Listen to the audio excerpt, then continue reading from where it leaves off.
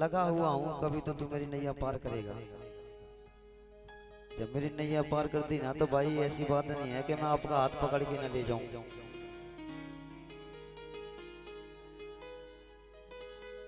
जब भगवान एक भगत भगवान का सेवक होता है, जो भगवान एक जो भगत होता है उसके माइंड को बिल्कुल खाली कर देते हैं, दिमाग को। अभी मेरे नजर में तुम लोग सब बैठे हो, सबकी बातें गूंज रही हैं कि कोई घर की बात कर रहा है, कोई ये बोल रहा है भगत जी क्या बोल रहे हैं, और बहुत से तो मेरे ध्यान से बात सुन रहे हैं। भगवान और सेवक, भगवान और भक्त, उनका नाता इतना होता है, कोई लीड लगी नहीं होती है कि मेरे ज्योतिराम बाबा की लीड मेरे कानों में लगी है, ये तुम्हारे घर की खता मैं खोल दूंगा। एक ऐसा प्रतीत करता है, इस चीज का सवाल उठाता कि भगवान तुमको कैसे बताते हैं। आज मैं खुलेमा करूंगा ये भगवान कैसे बताते हैं। आप शुरू में बाबा ज्योतिराम जी के मंदिर पे जाओगे, आप ये सोच के आओगे भाई बाबा ज्योतिराम जी का भगत बताया है, चलो देखो शायद काम बन जाए, दुनिया के देव तो मैंने पूज ही ले, तो एक ज्योतिराम और से, इस श्रद्धा से आओगे। मुझे ये भी पता है 1.5 साल या 2 साल जब तक ज्योतिराम की भक्ति नहीं करोगे, जब तक ज्योतिराम की नीला को कोई पहचान नहीं पाएगा। और बहुत से सेवक ऐसे हैं जो 10 साल बाबा की सेवा करते होगी, लेकिन अभी तक बाबा के बारे में कुछ पता नहीं है, नाम भी शुद्ध नहीं आता उनको। ध्यान से करो, जो भी काम करते हो उसे ध्यान से करो, जाके कल कोई ये ना पूछे कि तुम कहाँ जाते हो, बाबा की जानकारी लो, बाबा है क्या चीज, कैसे काम करता है, किसको देव को मनाते हैं, कैसे मनाते हैं। भगवान के जब पूजा पाठ करो, भजन सुनो, यूट्यूब पर मेरे भजन डले हैं। मैं कोई जन्म से सेवा पानी सीख के नहीं आया था, शुक्र है उस मालिक का जो उसने मेरा हाथ पकड़ा, अपनी सेवा में दे दिया। जब सेवा में दे दिया तो बाबा से मैं यही बोलूंगा, बाबा मुझे पार करके छोड़ना, मुझे इस दुनिया का मोहजाल कोई नहीं है, मुझे पता है कोई किसी का नहीं है, अगर है तो सिर्फ परमात्मा है, अन्यथा उसके सिवा कोई नहीं है। ये बोलते हैं ना कि 4 जगह मैंने मकान बना रखा है, वहां पे 2 बिटियां हैं, 2 वो हैं, कोई किसी का नहीं है।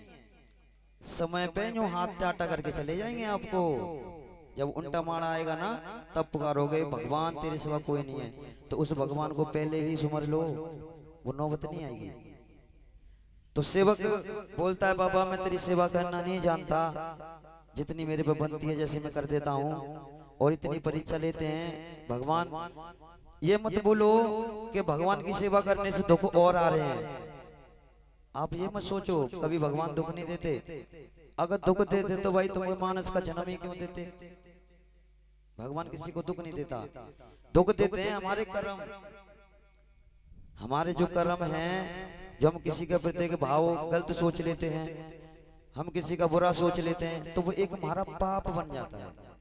जब पाप बन जाता है तो जब वो हिसाब होता है ना, तो उसका फिर वो भगवान दंड देते हैं। भगवान कभी ये नहीं बोलते कि मतलब तुम्हें तेरा घर में आ गया। मैंने बहुत से देखे हैं ये बोलते हैं जब से ज्योतिराम बाबा के घर मंदिर पे गए, जब से मेरे घर का नाश हो गया। भाई ज्योतिराम बाबा मैं भी जानता हूँ, अगर भला करेगा, पूजेगा, मानेगा तो भला करेगा, नहीं तो कोई दिक्कत नहीं है, बुरा किसी का नहीं करता। ज्योतिराम बाबा क्या कोई और भी भगवान किसी का बुरा नहीं करता। ये हमारी एक सोच बन जाती है भगवान के प्रति कि भगवान की सेवा, इतनी भी सेवा करो, जितनी सेवा करो उसके बाद दुखी मिलने। कभी ये सोचा है तुमने अपने जीवन में कि मैंने इतना बड़ा हो गया, कितने पाप हो गए मुझ पे, कभी किसी ने सोचा है? अगर इस चीज का अगर छांट बेटा आप अगर घर ही कर लोगे ना, तो कभी भगवान आपके घर में संकट नहीं भेजेंगे। सिक्कों के 2 पहलू होते हैं, चित्त और पट।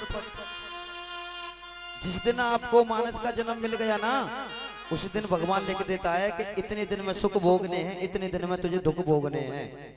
उसको लेखा को कोई नहीं बैठ सकता, कोई नहीं बैठ सकता। अगर हल्के करने हैं तो भगवान की भक्ति करो सच्चे मन से, आपको पता भी ना चलेगा कि मेरे दुख कब कट गए।